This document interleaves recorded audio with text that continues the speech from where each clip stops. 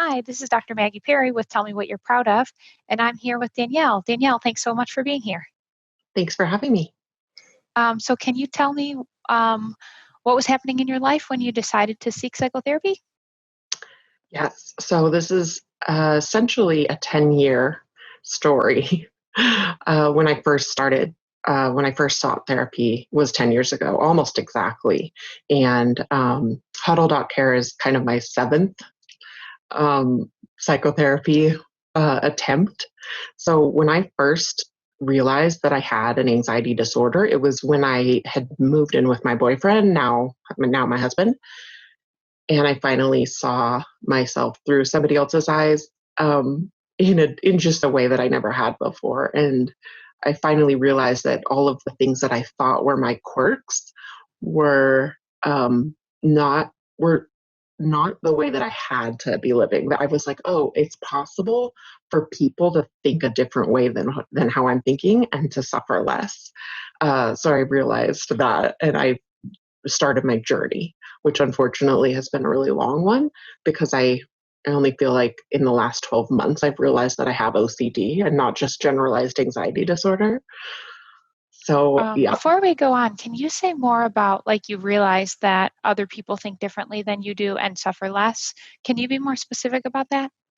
Yeah. So, for example, I would be worrying about full mouth x-rays that I had to get at the dentist every 3 years. I'd be worried about that 3 year mark in the future.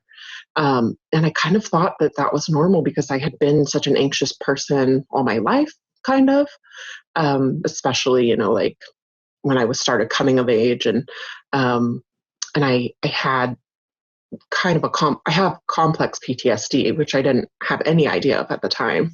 But now looking back, I can see that all these things were not just normal quirks, but were definitely a disordered way of thinking for sure. So that's one example. Or I would just get just extreme anxiety about flying.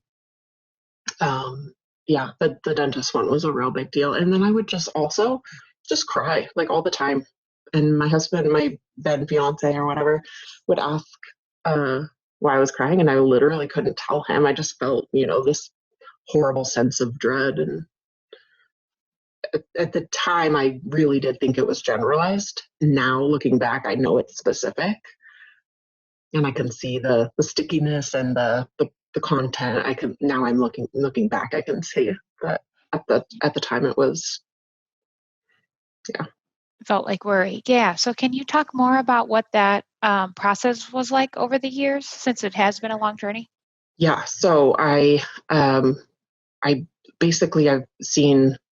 So the first therapist that I saw, she kind of recognized. That was 10 years ago, so I don't really remember that well. But she was the first person to mention the word trauma. She said, "You kind of remind me of my trauma patients," and that was the first time I was kind of blown away. I kind of bought into it. I kept it in the back of my mind for future. Um, but I just kind of saw her as general talk therapy, just like, I'm anxious. How do I deal with this? And then um, after a few months, it wasn't getting better. So my doctor put me on an SSRI. And at the time, I thought that like that was the solution and I didn't really need to continue with talk therapy. And then I moved to a Can I slow you down? yeah. What did you think in terms of like the mechanism of action going from anxiety is something that I need to talk through with somebody that understands anxiety to I can just take a pill about that? Mm. What was the difference in you thinking about what was creating your anxiety?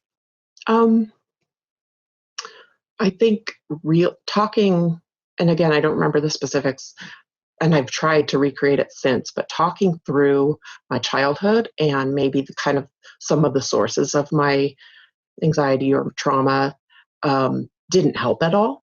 And so I was seeing just a general physician, and she just kind of said, I think talk therapy can help some people, but I really think you need a drug. And I just kind of believed that. Um, and I think I was just in such like a deep, dark hole that I was, my anxiety had gone untreated for so long and unrecognized. So I was at that point pretty depressed. And so I was kind of desperate and I trusted the doctor and I chose the drug. And then I think I remember reading somewhere that just in like a general psychology book or something, that the best outcomes come from both medicine and therapy. It didn't specify, what kind of therapy or anything like that. So I had it in my mind that I wanted to continue in general going to a counselor in some capacity and be on a drug. It's just that when I moved and switched jobs or, moved to a different state, didn't have that same therapist, and just kind of the the effort that it takes to go find somebody who's taking new patients, who's in your area, your new hometown, um, and that takes your insurance is, pretty daunting. So there was a time where I just took the drug and just kind of tried to skate by. Hmm. Tell me more about the process from there. So it didn't really work. Let's see what I think I don't remember. Some things must have triggered me, and I found another therapist who took my insurance. And that next one focused, I didn't realize at first, but she focused on parts work. So I guess I must have, told her the trauma stuff and the complex PTSD. So she tried to do internal family systems with me, but I didn't really understand what it was. And I stuck with her because she was really compassionate and I saw her for a long time. And she just kind of generally helped me feel a little bit better about life for a couple of years. Hmm. So yeah, I stuck with her for a bit, and the parts work just didn't help at all. So eventually I just stopped seeing her. For other people that don't know what you're talking about in terms of internal family systems, can you say a little bit about what you mean by parts work? Yeah, so it's this idea, and I'm definitely not that well versed in it, but it's the idea that you have a true self, but then you have other parts that kind of take over, that you maybe let take over in certain circumstances where, it's just too scary or too sad or too dangerous for you to handle it. And so the idea is that a manager will come out and try to hide your true self. Or I think one example was you have a creative part of you, and that free spirited creative part maybe took too many tequila shots and did something crazy that one time. So that was a part of you that was trying to you know put yourself away so that you wouldn't get hurt, and come out and just kind of be the life of the party or something like that.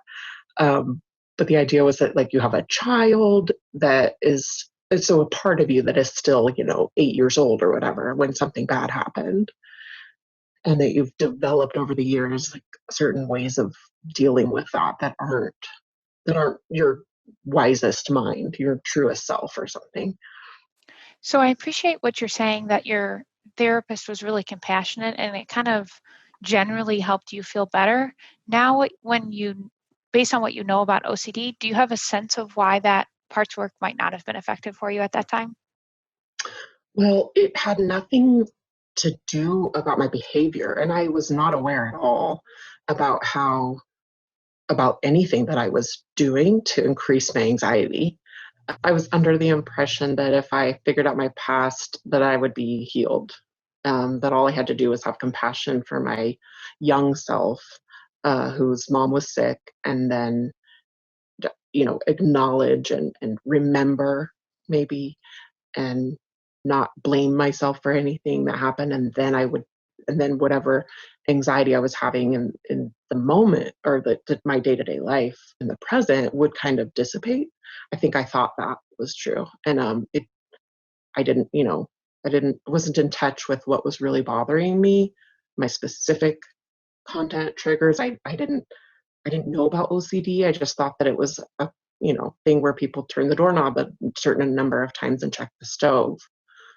Um, so I wasn't changing my behavior in any sense. I was just talking about my past mostly.